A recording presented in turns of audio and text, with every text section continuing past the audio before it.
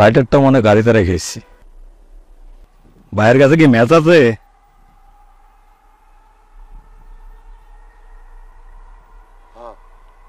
ধন্যবাদ ভাই।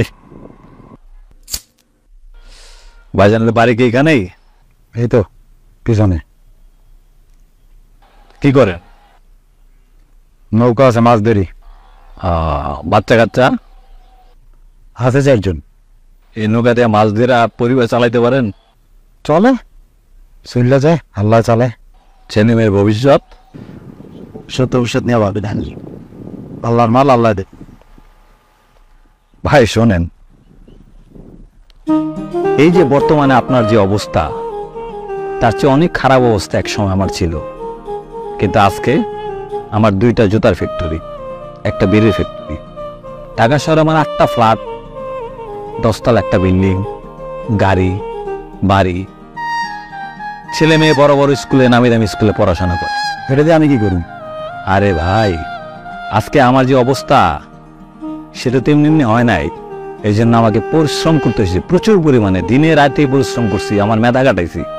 এরপর আমি আজকে এই অবস্থায়। এই যে আপনি বললেন ছেলে মেয়ের ভবিষ্যৎ দেখবে আল্লাহ, খালি আল্লাহর উপরে ছেড়ে দিলে তো হবে না, নিজেকে পরিশ্রম করতে হবে। পরিশ্রমের কোনো বিকল্প নাই।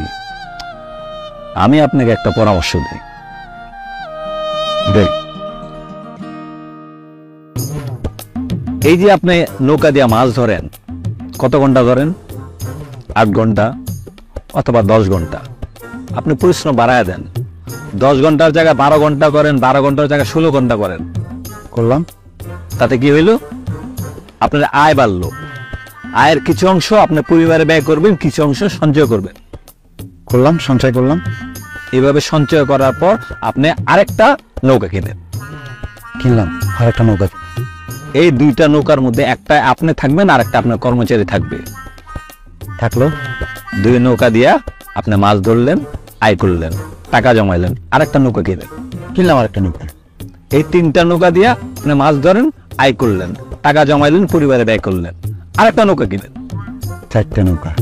এই 4টা নৌকা দিয়ে আপনি দিনে রাত কাজ করবেন, পরিশ্রম করবেন, নিজের মেধা দিয়া কাজ করে আগায় যাবেন, টাকা সঞ্চয় করবেন, তারপর এক সময় নৌকা বিক্রি করে দেন। বিক্রি করে দিন? হ্যাঁ, আপনি নৌকা বিক্রি করে একটা ট্রলার কিনবেন। হ্যাঁ, কিনলাম, একটা ট্রলার কিনলাম। ওই ট্রলারে থাকবে আপনি আর আপনার লোকজন। প্রচুর মাছ, প্রচুর ইনকাম চলতেছে, দিনের পর দিন পরিশ্রম করে যাচ্ছেন, টাকা জমাচ্ছেন, তারপরে ট্রলারটাও বিক্রি করে ফেলা দিলাম।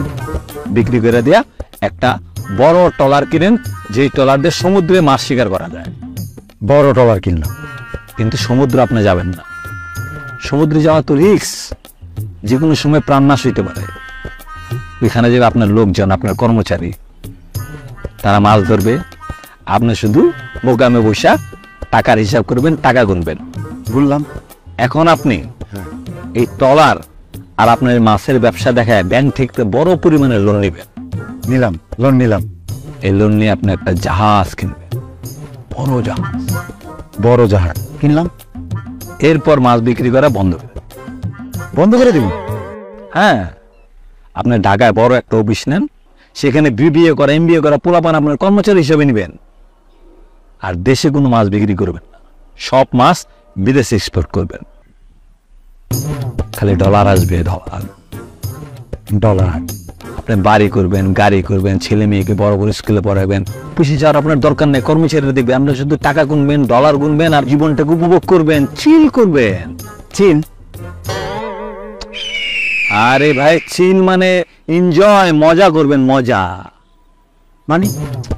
আরে ভাই ধরেন, এরকম খোলামেলা একটা পরিবেশে, এরকম একটা গাছের নিচে আপনি খালি গায়ে বসে আছেন, পরনে হাফ প্যান্ট, নির্মল বাতাস নেবেন, এনজয় করবেন, জীবনটাকে উপভোগ করবেন।